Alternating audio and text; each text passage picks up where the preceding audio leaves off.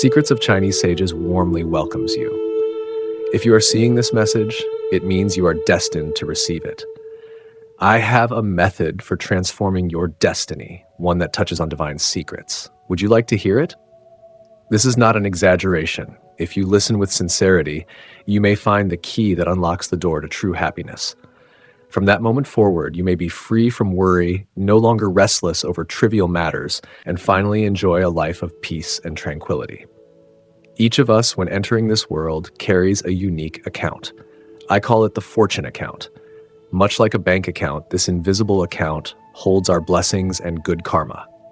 Perhaps you've noticed that some people constantly complain about life's unfairness. Some are born into poverty, where even a full meal or warm clothing feels out of reach. They struggle through childhood, deprived of money for school, healthcare, or even basic necessities. On the other hand, some people are born into wealthy families, enjoy every privilege, and seem to have natural talents.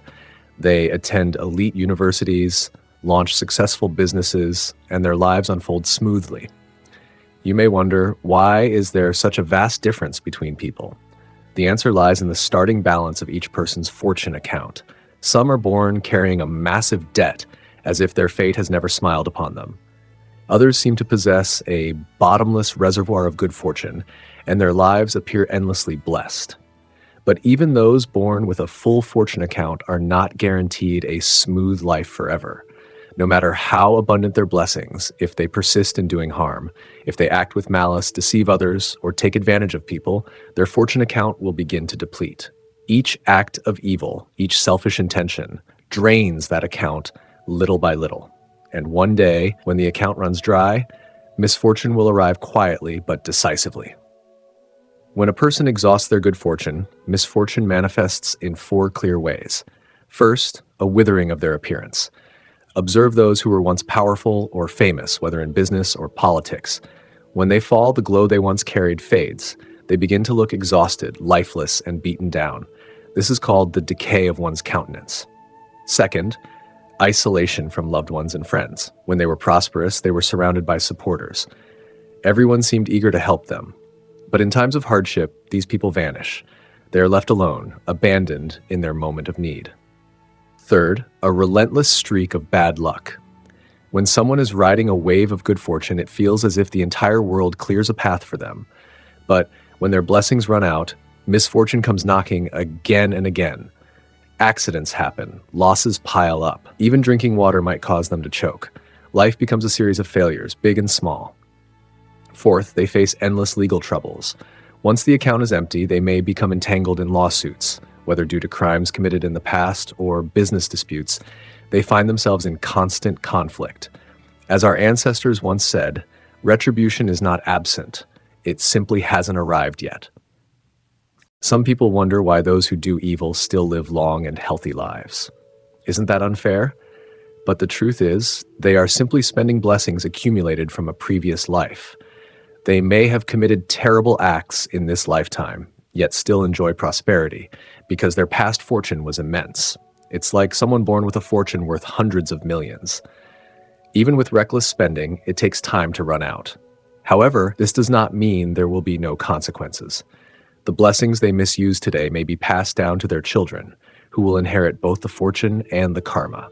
And when their descendants deplete those blessings, the consequences will finally arrive. Then others may ask, what about those born without blessings or burdened with debt from the start? Are they doomed to suffer forever? Not at all. In Buddhist teachings, there is a way to grow your fortune through acts of giving. There are 3 kinds of giving, each one generating blessings and replenishing your fortune account. The first is material giving, or kagadana. This is when you help someone in need with food, money, or material support. It is the most basic form of merit accumulation. The second is giving of wisdom, or dhamma dana. When someone is lost or confused and you guide them with clarity, sharing wisdom, truth, or direction. This is the gift of knowledge. This form of giving not only accumulates merit, but also spreads understanding to others. The third is giving of fearlessness, or abhaya dana. This is when you help someone overcome deep emotional or spiritual suffering, when they are trapped in fear, sorrow, or confusion, and your words or presence bring peace, courage, or clarity, this is the highest form of giving. It requires compassion, insight, and a sincere heart. And the blessings it generates are even greater. Yet some may say, I've always been kind and helpful. Why then am I still poor? Why is my career stagnant? Why do I face hardships in marriage or illness in my body? At times like this, you must reflect deeply. Are you truly giving with a pure heart? Is your kindness genuine, or is it driven by expectation? Do you give with love, or with a hidden desire to be thanked, rewarded, or praised? One of my students once shared a painful story. He said he had always helped his relatives and friends, but in return he received not gratitude, but betrayal and blame. He felt deeply disappointed, even bitter. I asked him calmly, when your relatives criticized you and your friend betrayed you, what did you feel? He replied with anger, listing their faults, calling them ungrateful, dishonest, heartless. His voice was full of resentment. It was clear he believed the world owed him justice. I gently stopped him and said, do you know why your efforts didn't bring good results? It's because every good deed you did came with an expectation. You expected praise, you expected loyalty, and when those expectations weren't met, you became angry. He was stunned, silent. He hadn't realized that his intentions were tainted. I continued to explain to him, anger and resentment are forms of negative energy. They do not add to your fortune account. In fact, they drain it. When you harbor bitterness toward ungrateful relatives or disloyal friends, that bitterness consumes your energy, your peace, and your blessings. He listened in silence. My words had struck something deep within him. Then I told him, doing good should not be a transaction. When you help others, it should come from a heart of compassion, not from a desire to be repaid. Only when you give without expecting anything in return can you truly build fortune and merit. He slowly nodded as if a heavy fog had lifted from his mind. I understand now, he said. All this time, I thought I was being kind, but deep down I was keeping score. Now I realize that every act of kindness is an offering, not to others, but to my own future. I smiled and said, that is exactly right. Every time you offer help without expectation, every time you choose to forgive instead of hate, you are depositing merit into your fortune account. Even if the people you help turn against you, those merits are not lost. They remain with you and will return to you in unexpected forms, perhaps as an opportunity, a life-saving moment, or a breakthrough when you need it most. He sat quietly, absorbing the weight of those words. Finally, he bowed deeply and said, thank you. I see it clearly now. From this day forward, I will give without expectation, not because I want something back, but because I want to grow in wisdom and peace. Looking at him, I felt joy rising in my heart. He had found his own path, and I knew he would walk it with clarity and strength. So what is hatred? Is it positive or negative energy? Think about it. When you speak words of malice, calling relatives ungrateful, branding friends as traitors, cursing them to suffer misfortune, do those words carry love? Do they carry compassion? Or do they poison your heart further? If you expect your kindness to always be repaid and fall into hatred when it's not, can that truly be called goodness? In my eyes, that's not different from the work of demons. Some may ask, are you saying that even if I treat others kindly and they betray me, I should still stand by and watch them count their money in front of me?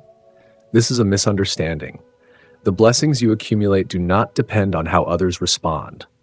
They come from your own intentions, your pure heart, your selfless giving. When you understand this truth, you will realize that every act of kindness you offer to others is actually a deposit into your own fortune account. Imagine this: you help someone without expecting anything in return. Even if they deceive you or take advantage of you, you remain calm, composed, and kind. That state of peace in your heart, that unshakable goodness, is what builds your fortune. One day, you might meet someone you've never helped before, someone who appears out of nowhere and becomes your greatest benefactor. Or perhaps, in a moment of crisis, you're miraculously saved. These are not coincidences. They are returns on your unseen investments, rewards from heaven for your silent acts of virtue. So remember, any offering you make, whether of time, love, help, or understanding, as long as it's given without expectation, without resentment, and with sincerity, is recorded in your fortune account by the heavens, and the heavens will repay you in their own time and in their own way. That student bowed deeply, his heart now free of the chains that had bound him for so long. As I watched him walk away, I could see that he had found the road meant for him, a road that would lead him to greater blessings because he had finally understood the essence of true giving. Now ask yourself, what is hatred? Is it light or darkness? When you speak with venom, when you curse others who hurt you, what kind of energy are you cultivating? Is it kindness? Is it righteousness? Or is it just another form of destruction? If your kindness only exists as long as you're being rewarded, then it is not kindness at all. It is a bargain, and bargains do not earn you blessings. True virtue comes from helping others freely, with no need to be seen, thanked, or repaid. And it is this kind of virtue that attracts the true rewards of life. Some people worry, if I repay cruelty with kindness, won't I just end up being used and hurt again? This fear is understandable, but it stems from misunderstanding the nature of cause and effect. Transforming negative connections into positive ones doesn't mean you'll see immediate results. The good you do may not be returned by the same person, but it will return through the universe's mysterious yet precise accounting. Let me tell you a story. There was once a married couple. The husband adored and cared for his wife deeply. He worked tirelessly to provide for her, but the wife treated him like an endless well of resources. She demanded more and more: money, gifts, attention, and took everything he gave for granted. She even funneled the family's wealth to her own relatives, buying houses and cars for them. Meanwhile, her husband didn't even own a home in his own name. Friends advised him to wake up and see the truth, but he remained by her side, unwavering. When asked why he endured so much, he simply smiled, never offering an explanation. But life has a way of revealing the truth. Eventually, his business suffered great losses, his wealth vanished, and the moment his fortune crumbled, his wife filed for divorce, demanding everything: home, assets, security. He was left with nothing. Everyone around him shook their heads. You gave her everything," they said. "Why did you let her walk away with it all?" Yet fate had not finished its story. Less than a year later, he met another woman, a woman who had also known betrayal. She had helped her former husband build his business, only to be abandoned once he succeeded. These two broken hearts found strength in one another. They respected each other's scars. They joined forces, and within 2 years, they built a business greater than anything he had before. Their love was genuine. Their success born of mutual trust and shared vision. This story reminds us, even when it seems the world is unfair, even when kindness is met with cruelty, the universe is still watching. Cause and effect are always at work. Good will be rewarded, though perhaps not in the way you expect, and perhaps not immediately. But eventually, goodness always finds its way back. Many people fail to understand this law of the universe. They believe that if they treat others well, those people must treat them the same in return. But the natural order does not work like a simple exchange. When you do good, you are not investing in a specific person. You are investing in your future. That goodness may return to you through someone else, or at another time, or in a completely unexpected form. Think of the couple in the story. To outsiders, they looked like fools. They gave and gave, received nothing, and were betrayed. But because they never allowed hatred to take root in their hearts, they eventually met each other, two kind souls, brought together by fate, and together they thrived. This is what it means to form positive karmic ties, what we call Thiện Duyên. A person who truly understands this principle knows whatever seed you plant, that is the fruit you will reap. Your kindness is never wasted. It may not return from the person you gave it to, but it will find its way back to you through the grand design of life. First and foremost, you must do good without expecting repayment. Only then can your fortune account grow. This truth applies not only to your relationships, but also to your marriage, your children, your business, and your place in society. Everything you say and do influences the world around you, and those influences will eventually return to you. So live with a kind heart, speak with a positive voice, respond to life with grace and sincerity. In doing so, you will build not only good karma, but also enduring connections that bring joy, opportunity, and peace. And remember, karma is like planting a tree. You cannot expect to enjoy its fruit the day you sow the seed. You must water it, nurture it, and wait. But if you continue to give it light and love, the day will come when it blossoms, and the sweetness of its fruit will far surpass your expectations. So too with life. If you treat others with goodness and sincerity, no matter how they treat you, you are planting seeds of joy for your own future. Finally, let me remind you, understanding the laws of nature doesn't mean striving for perfection. It means cherishing every present moment and treating yourself and others with kindness and sincerity. This is how we uncover the true beauty and meaning of life, not through control or judgment, but through compassion, patience, and trust in the deeper order of things. Let us strive to build, positive karmic bonds.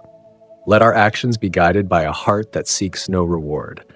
Let us approach all people and situations with grace so that our lives may become more beautiful, more meaningful. Trust this truth. As long as you give your heart wholeheartedly, as long as you keep doing good without resentment, your rewards will eventually come, like ripe fruits falling from the tree at the right season. And remember, resentment, blame, and the desire to change others often come from a place of ego and attachment. In truth, we cannot and should not try to change others. Why? Because every soul must walk their own path, learn their own lessons, and awaken in their own time.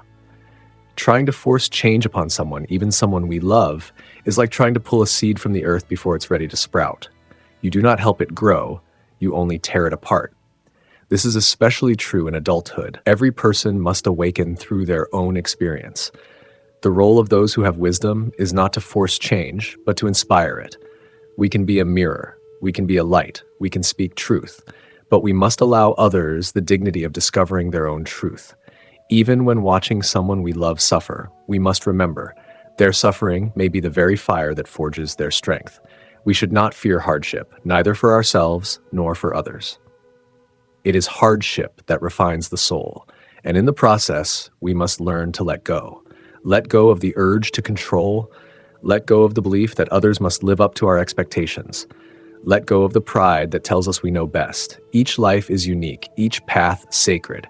Our duty is not to interfere, but to walk beside others when we are called and step back when we are not.